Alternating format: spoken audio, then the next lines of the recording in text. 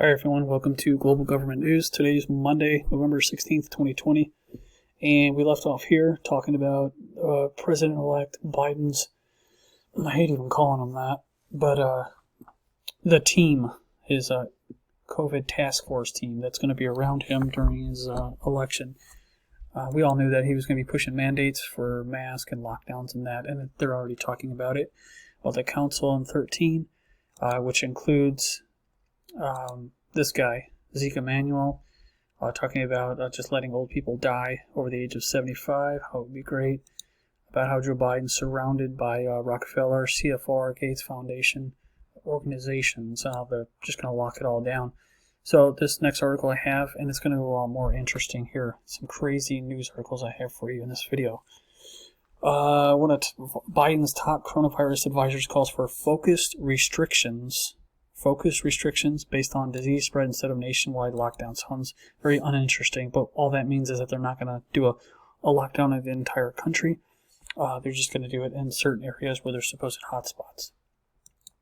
I mentioned this in my last video 2 weeks ago because this is what they're rolling out. It's, like I said, a softer, gentler, kinder, freer lockdown because they know that people really are against it, and that's what I'm getting to. Less than half of Americans likely to comply with new COVID lockdown, says Gallup. They're on the edge, especially after this election. That was basically stolen from at least half the population. To watch it just be stolen from them, that's a huge wake-up call for Trump supporters.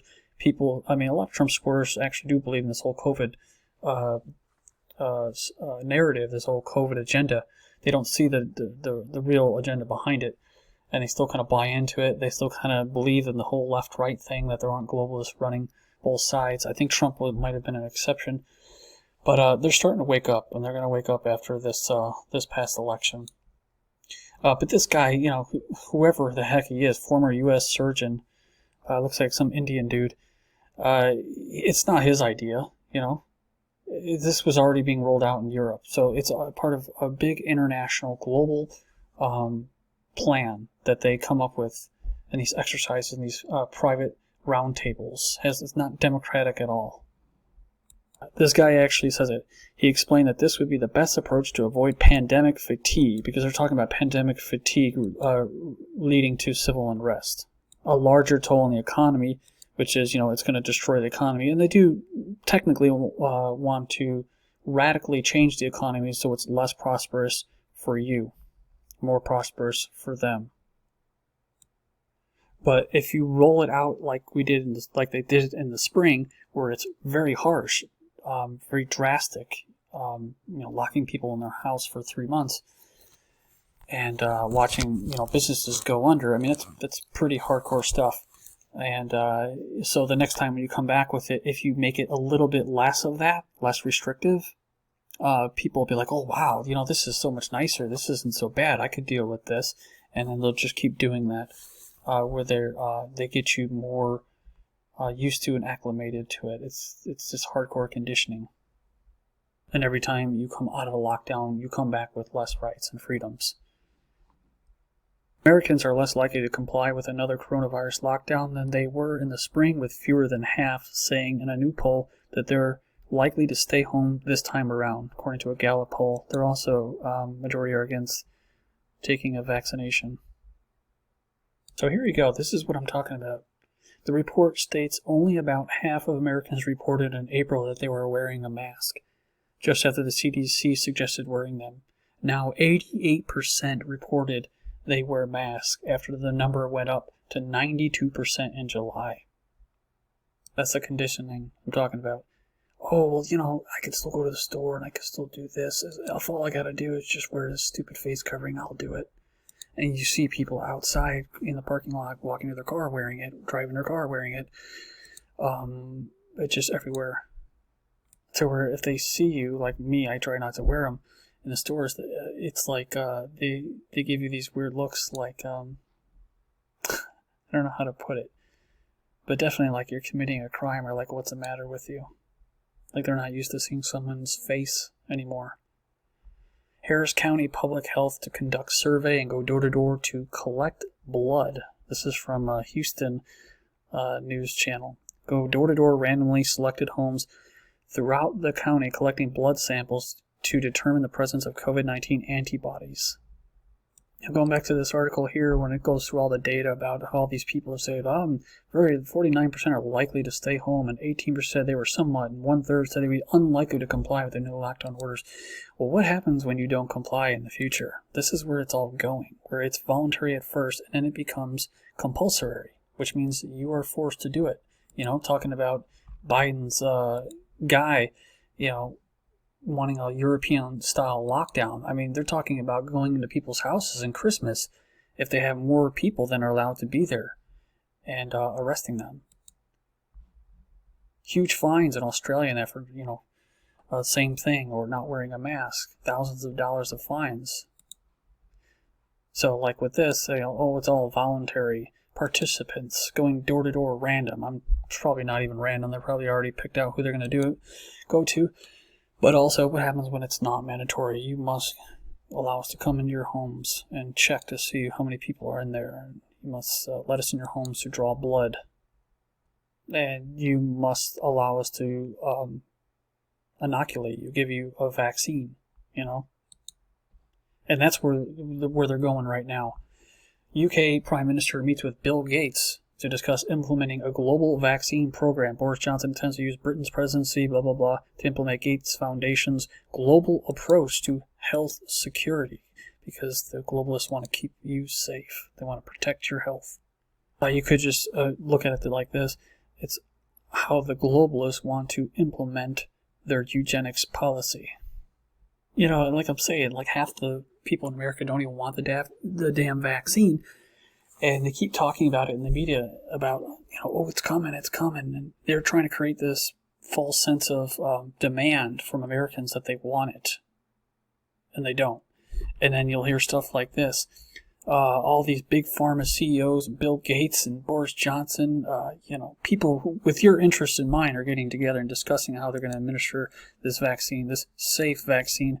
Every CEO agreed to commit to providing fair access across the globe to the vaccine when it's ready. So I guess they're saying that they're worried that people in third world countries, the same places like India or Africa where Bill Gates goes and experiments these vaccines first and kills a bunch of people or paralyzes them and isn't liable for it, they're worried about them being able to get these vaccines when they're actually available. And then that the rich, privileged countries like ours, where we're so free and so rich and prosperous, that we're going to take all these vaccines for ourselves.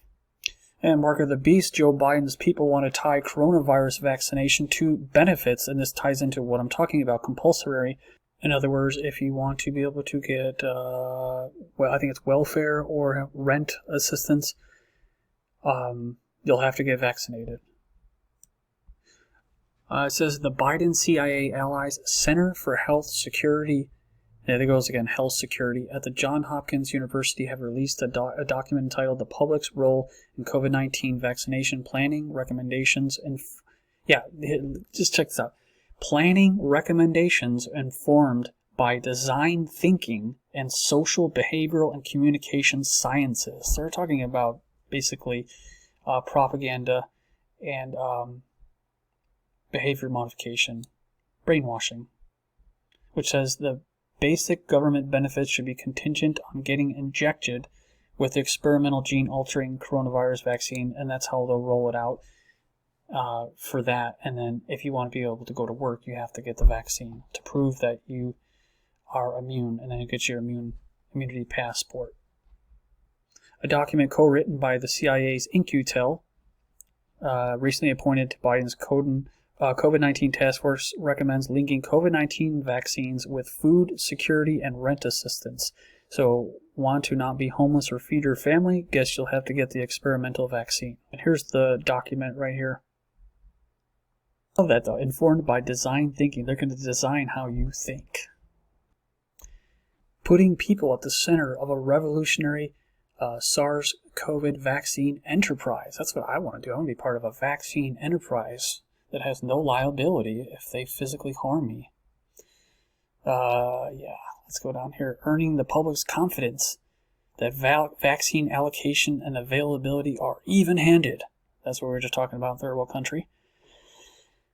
making vaccination available in safe, familiar, and convenient places. I covered an article last time or the time before that talking about they were going to be able to issue vaccines in like dental offices and all kinds of crazy places. I guess you can go to Walmart and get a vaccine, and they're just going to make it very easy to get this damn thing until they force you to get it. So communicate in a meaningful, relevant, and personal terms. I've seen signs about that. Do it. Do it for the community. Do it for, it's your responsibility to your family to get this vaccine. You're a piece of crap if you don't get it. You're not a good citizen. You're putting other lives at risk. A real psychological guilt. Crowding out misinformation. That's what I'm doing. I'm spreading misinformation right now. UK Prime Minister slams anti-vax nonsense, tells British people to get the COVID-19 vaccine when it's their turn. So shut up and take the vaccine when it's your turn. You don't know what you're talking about. And a lot of these people may not even be anti-vaccine. They're just not for this COVID-19 vaccine. That's what they keep saying.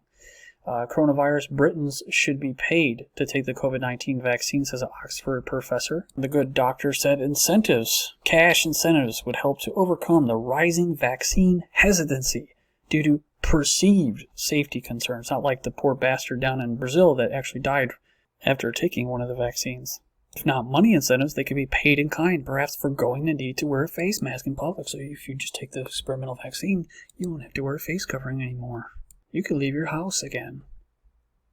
No liability. The advantage of payment for risk is that people are choosing voluntarily to take it on.